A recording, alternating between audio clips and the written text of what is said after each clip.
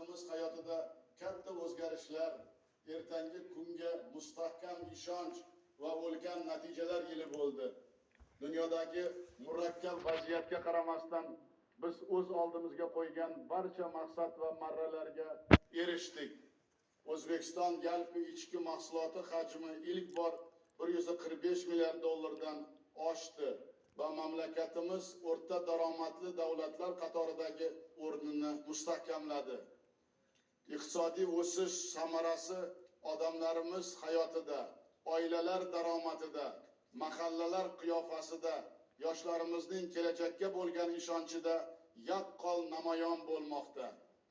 O'tayotgan yilda har bir oila, har bir xonadonda xursandchiliklar, baxtli damlar ko'p bo'ldi.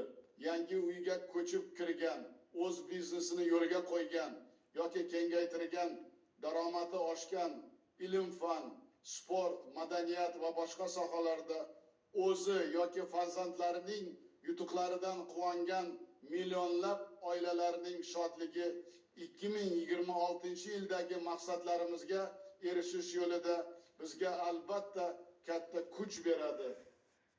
Aziz yurtdoshlarim, biz kelgusi yilda ham har bir oilaning baxtli, farovon va sog'lom hayot kechirishi, yoshlarimizning sifatli ta'lim olishlari, kelajak kasblarini egallashlari va sport bilan muntazam shug'ullanishlari uchun yangi imkoniyatlarni ishga solamiz. Biz 2026-yilni mahallani rivojlantirish va jamiyatni yuksaltirish yili deb e'lon qildik.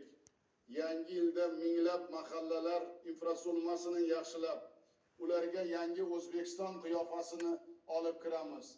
Barcha iqtisodiyot tarmoqlarini texnologik innovatsion o'sish modeliga o'tkazamiz. Xalqimizning daromadi va xarid qobiliyatini oshirish ishlarini yanada jaddallashtiramiz. Aholining yordamga muhtoj qatlamlari, muhtaram keksalarimiz, qadrli xotin-qizlar va navqiron yoshlarimizni qo'llab-quvvatlashni kengaytiramiz.